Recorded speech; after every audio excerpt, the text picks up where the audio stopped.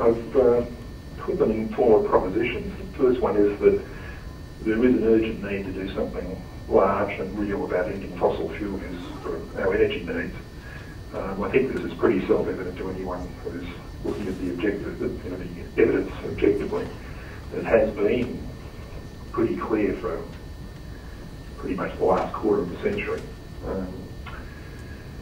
The second proposition is that there is abundant energy available, and it is or will be very soon economically affordable, even cheap. I've been talking to some people attached to the University of Turin, and they have basically they're well on the way to a proposition for using high altitude kites to tap the jet stream. Their estimate is that they could fuel pretty much all of humanity's energy needs, or tap that out of the jet stream in the Northern Hemisphere, at tapping about 1% of the energy in the Northern jet stream at about 1/30 of the current cost of electricity in Europe. There's a lot of energy up there. In the Southern Hemisphere, we have a jet stream running out of Tasmania, and of equal strength of the Northern Hemisphere jet stream. It's just sitting there waiting to be tapped by these sort of technologies. There's also a very interesting graph from the United States Department of Energy, published in 2008, although the figures go up to 2005. You've got to remember that this is in the middle of George Bush's presidency, when a lot of information that came out of the Department of Energy was seriously modified and censored and moved around. And this graph, if you can get that up, Janine, shows that some very interesting figures, very interesting sort of response to this, solar energy systems.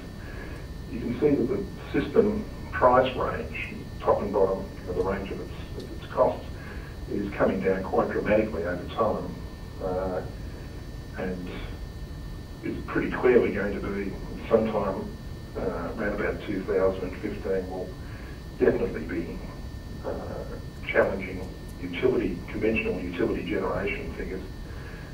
Certainly by 2020 we'll be certainly well into that sort of territory. This isn't very far off. We're in the situation where it really is becoming really clear that solar energies are really going to be economic. So this is a solar energy graph or renewable energy? Yes, you've got that graph which shows system price range, historical targets. You got that one? Yeah. Yeah, okay. And this is over here in cloud cuckoo land in Australia. We're talking about 20 or 30 year extensions into the future for clean coal technology. We're running off a very, very weird sort of mindset, I think, if this is what's going on. In 2008, the total installed capacity for renewable energies was greater than the installed capacity for fossil fuel energy. So the rest of the world is shifting. We're shifting to a third industrial paradigm, and it really is going to be a lot of renewable energy. And we don't seem to have picked up this information yet, Australia, for some bloody reason.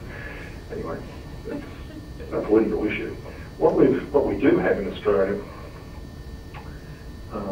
is not only solar energy, but many other sources of energy. One which I find interesting is that's this Green Earth Energy Group. If you could get that up, have a look at what they do. There's a document they put out a while ago which pointed out, you can see one of the main headings at the top of that document, the 150 times document, that they see the geothermal potential in one of their geothermal leases here in Victoria between Geelong and Anglesey. So this one stretch of the Victorian geothermal resources is capable of producing 150 times the energy requirements of Victoria.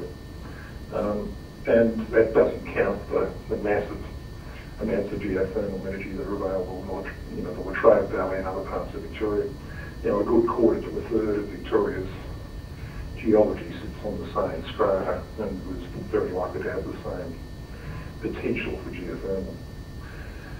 So there isn't, that proposition 2 is something that I really think people ought to get, that there is abundant energy that's everywhere.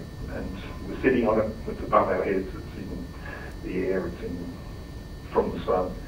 We really have not got a problem of being able to tap sufficient energy. That idea of scarcity is just not true. The third proposition is, and this is the next position that's taken in arguments against this, is there's no technical problem at all in the rollout of replacement technologies.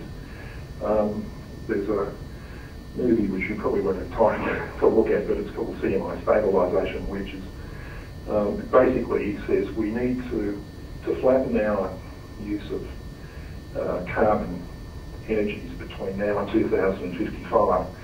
We look like in that 50-year period increasing our consumption of energy from sending out 7 to 14 gigatons of carbon dioxide.